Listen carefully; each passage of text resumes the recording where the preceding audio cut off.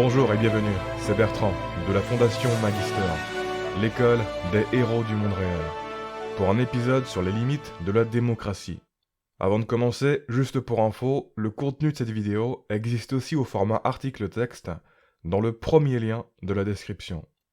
Imaginez un concepteur de jeux vidéo qui conçoit dans sa tête un super concept de jeu, un concept super ambitieux, sans jamais se demander 1. Si c'est faisable, avec le matériel qu'on a actuellement, de faire tourner un jeu pareil. Et 2. Est-ce que c'est raisonnable en termes de coût de production? Et je ne parle pas de déterminer précisément si c'est faisable, et le coût que ça va avoir, mais plutôt d'estimer vaguement si ça pourrait marcher. D'estimer si ça a des chances. D'estimer si ça reste plus ou moins dans le champ du possible, ou bien si c'est complètement dans les nuages, complètement irréaliste, et que ça ne pourra jamais marcher. Et imaginez que malgré les déconvenues et les années qui passent sans résultat, ce concepteur reste religieusement accroché à son concept et essaie toujours de le mettre en œuvre, sans jamais réfléchir à pourquoi ça ne peut pas marcher. Ou bien alors, rien à voir, mais imaginez un style de kung-fu hyper complexe, ou un style de self-défense complexe. Un style de combat qui ne prend pas en compte qu'en situation réelle de combat, tout va très vite et on n'a pas les moyens d'appliquer des techniques précises. Un système de combat qui n'a jamais fait ses preuves en situation réelle, mais qui malgré tout nourrit des fantasmes. Le fantasme du maître de kung-fu qui bat n'importe qui grâce à sa maîtrise technique. Un système de combat qui fait tellement fantasmer qu'un culte s'est développé autour de lui. Dans la tête des gens qui adhèrent à ce culte, c'est le meilleur système de combat. Et celui qui le maîtrise est imbattable. Il peut battre n'importe quel boxeur, n'importe quel pratiquant de MMA, etc. Et là où je veux en venir, c'est que, de bien des manières, la démocratie est devenue une sorte de culte de ce genre. Un modèle de gouvernement qui ne pourra jamais être mis correctement en pratique, mais auquel pourtant on est fanatiquement attaché parce qu'il nous fait fantasmer et qu'on lui pardonne tout. Et c'est le sujet du livre Democracy for Realists de Larry Bartels et Christopher Hitchens dont on va parler dans cette vidéo. C'est un livre qui parle des fantaisies romantiques qu'on a sur la démocratie et des limites de la démocratie. Et les limites de la démocratie sont en fait grosso modo le reflet de nos limites à nous et de nos biais psychologiques. Ce qui est logique puisque c'est un système politique qui repose sur la décision du peuple. Indirectement, c'est donc un livre qui parle énormément de psychologie. La psychologie des électeurs, de leurs biais, de leurs illusions, etc. Et c'est pour ça que je l'ai apprécié. C'est un livre qui nous fait notamment réaliser à quel point on surestime nos capacités et notre objectivité, et à quel point réciproquement on sous-estime l'investissement, la compétence et l'expertise nécessaires pour prendre de bonnes décisions politiques, et non pas prendre des décisions qui ont simplement l'air d'être bonnes, mais qui en réalité ne le sont pas. Pourquoi nous ne sommes pas en démocratie? Donc oui, comme le titre l'indique, nous ne sommes pas en démocratie. Car la démocratie est un système théorique qui, en pratique, ne correspond pas au système politique qui est actuellement en place. En effet, pour qu'un gouvernement soit considéré comme une démocratie fonctionnelle, il faut au minimum qu'il y ait une correspondance entre le vote des électeurs et ce que fait le gouvernement, ou une correspondance entre le vote des électeurs et ce qu'a fait le gouvernement d'un point de vue politique dans le passé. Autrement dit, il faut qu'il y ait une forme de réactivité idéologique entre la volonté du peuple et le gouvernement qui est élu.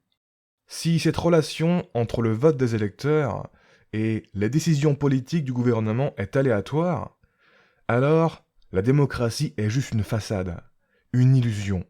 C'est-à-dire que si on fait des études pour déterminer pourquoi les gens ont voté tel ou tel candidat, alors pour que ce soit une démocratie fonctionnelle, on doit trouver l'un de ces deux critères. Le vote idéologique. Le premier critère, c'est ce que les auteurs du livre appellent le vote idéologique. Pour qu'il y ait une forme de réactivité idéologique entre le jugement et la volonté du peuple et le gouvernement qui est élu, alors la volonté du peuple doit elle-même être idéologiquement fondée. Elle doit être basée sur un jugement raisonné. Il y a donc un vote idéologique quand il y a un lien cohérent entre les mesures politiques que les électeurs veulent supporter et le candidat pour lequel ils votent. Ce vote idéologique implique donc que les électeurs sont bien informés politiquement parlant, qu'ils ont des idées, qu'ils ont un avis sur les différentes problématiques politiques et les mesures proposées pour y remédier, et qu'ils savent quelle position ont les différents candidats vis-à-vis de ces problématiques politiques, quelles mesures ils soutiennent. Donc, si on fait une étude et qu'on se rend compte que la majorité des électeurs votent pour des candidats qui vont pas dans le même sens que leurs idées à eux, ou bien qu'on se rend compte que les électeurs ne sont pas informés et n'ont pratiquement aucune idée des problématiques et des mesures politiques, et que du coup, ils votent pour un candidat indépendamment de ça, eh bien, sur ce critère seul, on ne peut pas considérer qu'il s'agit d'une démocratie fonctionnelle. Le peuple ne peut pas tirer les rênes des décisions politiques s'il n'est pas engagé, pas compétent ou pas cohérent. Et pratiquement toutes les études qui ont été faites ont mis en évidence que ce critère du vote idéologique est très très loin d'être validé. La plupart des électeurs étant vraiment peu engagés, peu informés et peu compétents au niveau idéologique, et peu informés sur les positions des différents candidats. Avec ces études, on se rend compte que la plupart des électeurs sont déjà trop occupés par leur vie personnelle et n'ont pas le temps de s'informer politiquement. Et même plus encore, que ça ne les intéresse pas de s'informer politiquement. Ils n'ont aucune motivation de se renseigner là-dessus.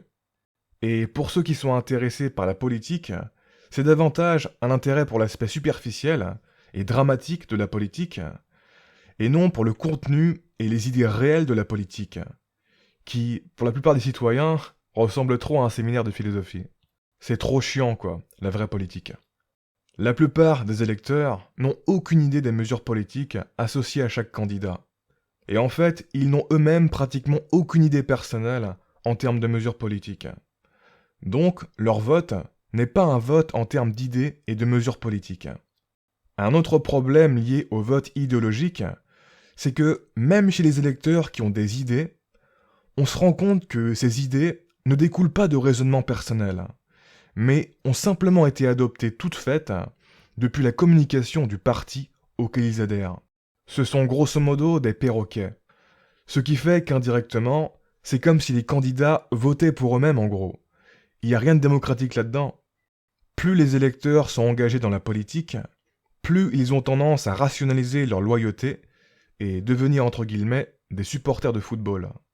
On y reviendra dans le prochain épisode, mais le lien est davantage dans le sens le parti auquel on adhère détermine les idées personnelles, et non dans le sens les idées personnelles déterminent le parti auquel on adhère.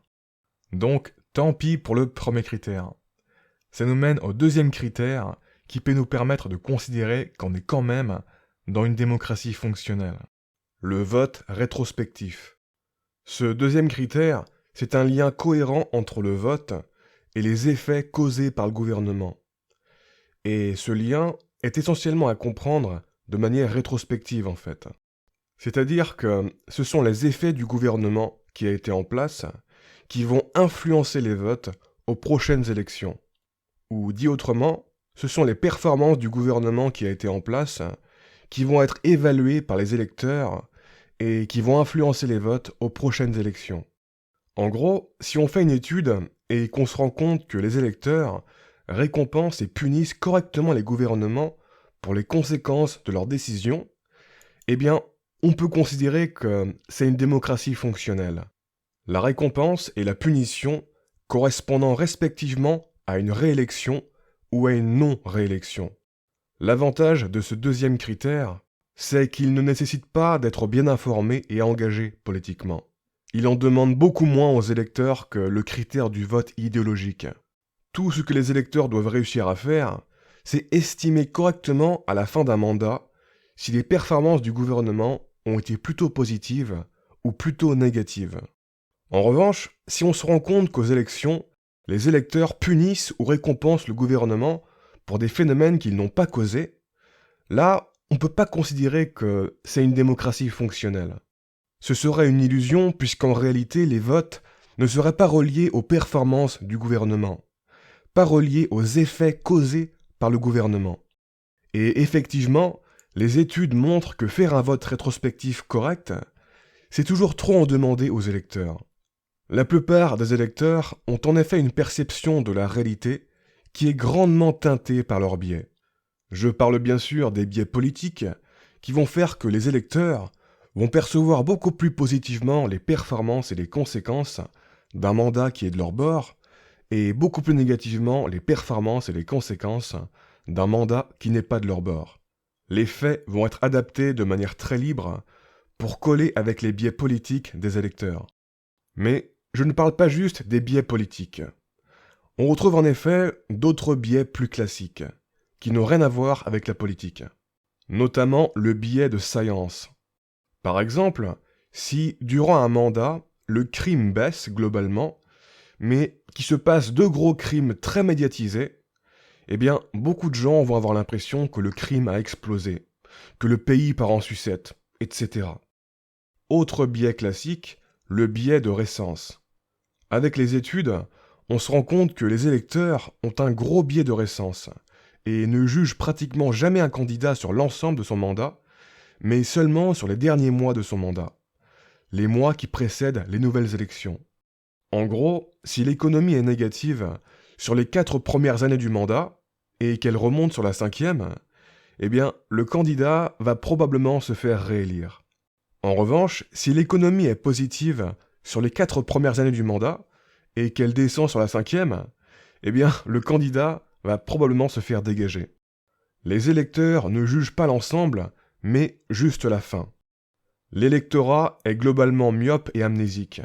Il oublie très vite ce qui s'est passé et il se focalise sur l'actualité récente.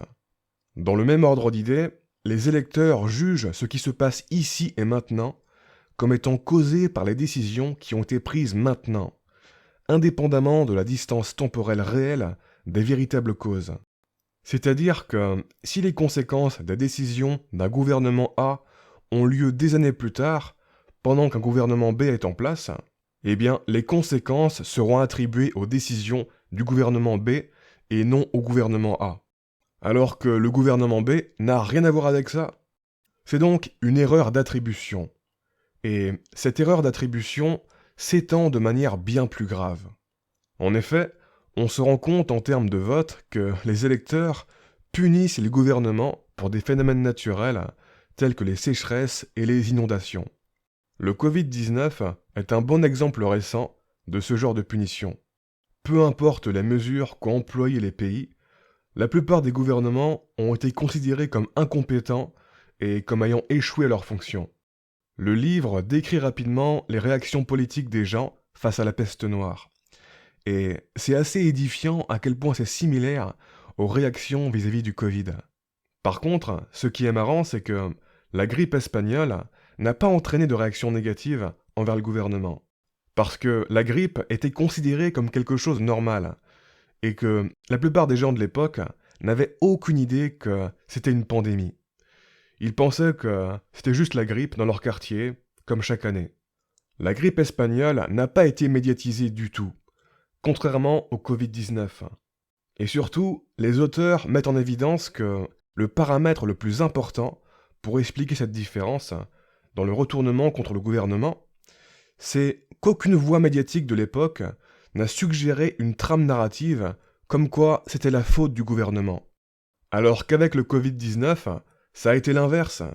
Il y a eu d'innombrables voix sur Internet qui ont donné des trames narratives et des raisons toutes faites aux gens de penser que tout est la faute du gouvernement.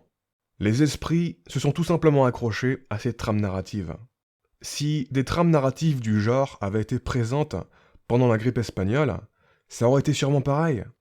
Ce qui est vraiment ironique, c'est que le livre met en évidence que le même président américain qui gouvernait durant la grippe espagnole, et qui n'a pas du tout été puni pour la grippe, Woodrow Wilson, eh bien, il a été en revanche puni et perdu des votes à cause d'une succession d'attaques de requins complètement imprévisibles. Les électeurs ont tendance à considérer les événements ponctuels et leurs conséquences comme étant de la responsabilité du gouvernement. En revanche, ils considèrent les événements réguliers comme naturels et indépendants du gouvernement.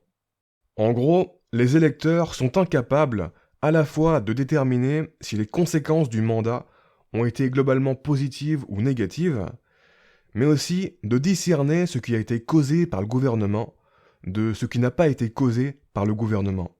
Implicitement, on considère le gouvernement comme une sorte de Dieu tout-puissant, responsable d'absolument tout ce qui se passe. Pour paraphraser Andrew Cohen, un sonneur professionnel, les gens n'ont pas un sens réaliste de ce qu'un président peut faire et ne peut pas faire au niveau de l'économie. La perception de beaucoup de gens, c'est que le président est responsable de comment vont les choses et que s'il ne répond pas à leurs plaintes et à leurs réclamations, alors c'est qu'il est indifférent et qu'il ne fait pas son travail. Les auteurs du livre donnent une image marrante. L'image d'une personne qui, en rentrant chez lui, après une journée difficile au travail, donne un gros coup de pied à son chien. C'est débile cette punition parce que le chien n'y est évidemment pour rien. Mais pourtant, ce n'est pas plus débile que certains facteurs qui influencent les votes. En gros, pour les êtres humains, ce n'est pas tellement plus simple de percevoir avec justesse les conséquences d'un mandat que de construire un vote idéologique. Le vote rétrospectif est globalement un vote aveugle. Bref, il y a une fameuse citation de Winston Churchill qui dit que le meilleur argument contre la démocratie est une conversation de 5 minutes avec un électeur moyen. Et en gros, les évidences qu'on accumule sur les électeurs, c'est une sorte d'extrapolation de cette citation. Quand on étudie comment les gens votent, on se rend compte que ce n'est pas très responsable de leur donner du pouvoir, et qu'il y a peu d'espoir que la démocratie puisse vraiment fonctionner. Parce qu'on est tellement loin de se rapprocher du modèle de l'électeur idéal pour que ça puisse fonctionner. Les critères négatifs. Il faut bien comprendre que le problème, ce n'est pas tellement que ces deux critères positifs, le vote idéologique et le vote rétrospectif, ne sont pas validés. À la limite, si on ne peut pas valider ces deux critères positifs, c'est pas grave. On pourrait quand même faire l'autruche et se dire qu'on est peut-être quand même dans une démocratie fonctionnelle. Et que c'est juste qu'on n'a pas su le mesurer avec ces critères-là. Non. Ce qui pose vraiment problème, c'est qu'il y a des critères négatifs qu'on ne doit absolument pas trouver pour que ce soit une démocratie fonctionnelle, et ces critères-là, on les valide. C'est-à-dire que si on trouve des liens entre le vote et des choses qui n'ont rien à voir avec le gouvernement, alors ce n'est pas une démocratie fonctionnelle. Et le problème, c'est que jusque-là, dans les études qui ont été faites, dans ce qu'on est censé trouver, les critères positifs, on ne trouve pas grand-chose. Et dans ce qu'on est censé ne pas trouver, les critères négatifs, on trouve pas mal de choses. Qu'en est-il de la démocratie directe ? Vous allez me dire, tout cela concerne la démocratie représentative, et non la démocratie directe, dans laquelle le peuple prend directement les décisions politiques. C'est vrai. La démocratie directe est forcément une démocratie, mais pas forcément une démocratie fonctionnelle, car elle est sujette au second problème, le problème de l'idéalisation, ou dit autrement, le problème de la qualité de ses conséquences. Donc, dans le cas de la démocratie directe, si on fait des études, on doit trouver que les conséquences des décisions politiques prises par le peuple vont dans son intérêt. Si les conséquences des décisions politiques prises par le peuple ne vont pas dans son intérêt, c'est que la démocratie n'est pas fonctionnelle, ou que c'est un mauvais système. C'est que les gens ne sont pas capables de prendre des bonnes décisions, c'est-à-dire des décisions qui ne vont pas avoir des conséquences négatives pour eux-mêmes sur le long terme. Et là encore, les études montrent que les citoyens sont plutôt incompétents pour prendre des décisions intelligentes pour eux-mêmes, avec une tendance à vouloir obtenir plus sans payer plus. Dans le livre, il note l'exemple d'une réduction du budget des services de protection contre le feu en Illinois, afin de faire baisser légèrement les impôts. Cette baisse allait contre les recommandations des experts et a été associée à des délais d'intervention plus élevés. Elle a donc très probablement entraîné des contre-performances au niveau de la protection, et donc des dégâts, et même des morts, chez les personnes qui ont voté pour cette réduction. Quand on veut gratter et faire trop d'économies, on finit par en payer le prix. C'est typiquement la logique d'acheter un truc pas cher, mais qui finit par lâcher en cours de route, et donc nous obliger à repasser très tôt à la caisse. Les décisions prises en démocratie directe sont souvent très coûteuses en comparaison aux décisions prises par des institutions indépendantes de l'opinion publique. Pour énormément de décisions, la compétence des citoyens n'est pas suffisante. Il est essentiel de se baser sur des avis plus experts. Et ça vaut aussi pour la politique, les propositions politiques, les candidats, etc. C'est pas si évident à évaluer. Plus le système est en démocratie directe, alors plus l'influence des politiques professionnelles est diluée. Sauf que ces politiques professionnelles, c'est eux qui ont les connaissances permettant de filtrer les amateurs et les démagogues. Un cheval de Troie pour les groupes d'intérêt. Un autre problème avec la démocratie, et en particulier la démocratie directe, c'est que comme on l'a vu, la plupart des citoyens sont désintéressés par la politique. Mais ce n'est pas le cas des groupes d'intérêt qui, comme leur nom le suggère, eux, sont intéressés pour avoir une politique qui les arrange. Et du coup, la conjonction du désintérêt politique d'une grande partie du peuple et l'intérêt politique des lobbies fait que les idéaux démocratiques romantiques, censés contrer l'influence des élites, servent au final davantage les groupes d'intérêt. Ça leur facilite la vie et ça leur permet de tirer les ficelles au calme, sous façade de démocratie, sans que pratiquement personne n'y trouve quelque chose à redire. Dans le cas de la démocratie directe, pendant que la plupart des citoyens s'en foutent de la politique et des référendums, et donc ne vont pas faire l'effort de s'organiser pour formuler et proposer grand-chose, eh bien, ce sont des personnes représentant des groupes d'intérêt qui vont se bouger et faire les efforts de s'organiser pour formuler et proposer des mesures politiques et influencer les citoyens naïfs à soutenir ces propositions. C'est plus facile de s'organiser à créer des programmes politiques pour les groupes d'intérêt organisés, qui sont par définition déjà organisés, que pour les citoyens moyens. Il peut être impossible pour un lobby de convaincre la législature d'aller dans ses intérêts. Et c'est pour ça que la démocratie directe, les référendums, tout ça, ça peut arranger les lobbies, car ça leur permet de contourner la législature et d'être beaucoup plus libres et maîtres du jeu. Avec la démocratie directe, les lobbies ont juste à faire en sorte de proposer de manière masquée leurs propres mesures politiques dans un programme d'ensemble, puis utiliser leur argent pour influencer le peuple à voter pour ce programme de mesures. Une sorte de cheval de Troie en gros. Ils ont juste à faire en sorte de donner une apparence populiste à leur programme, de donner des bons indices de vote, et la plupart des citoyens naïfs vont se faire hameçonner. En gros, le peuple se fait cuck.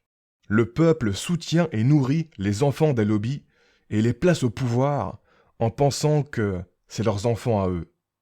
Comme la plupart des citoyens ne sont pas engagés dans la politique, ceux qui sont le plus engagés dans les rouages de la démocratie directe, ce sont bien souvent ceux qui représentent un intérêt, ceux qui ont quelque chose à y gagner. Encore une fois, ce qui est à la base censé donner du pouvoir au peuple, donne finalement du pouvoir aux millionnaires, aux lobbies, etc. Après, on trouve le même genre de problème avec la démocratie représentative, notamment vis-à-vis du financement des campagnes par des groupes d'intérêt extrêmement riches, voire de l'achat des élections. Et sur ce, on s'arrête là pour aujourd'hui, et on reprend la suite avec tout ce dont j'ai pas eu le temps de parler dans cet épisode, dans le prochain épisode. En attendant, comme d'habitude, je vous invite à vous abonner si ce n'est pas déjà fait, à partager cette vidéo et laisser un pouce bleu si vous l'avez apprécié, ça m'aide pour la visibilité. Quoi qu'il en soit, je vous remercie de m'avoir écouté jusqu'au bout, et je vous dis à très bientôt pour la prochaine vidéo. Ciao.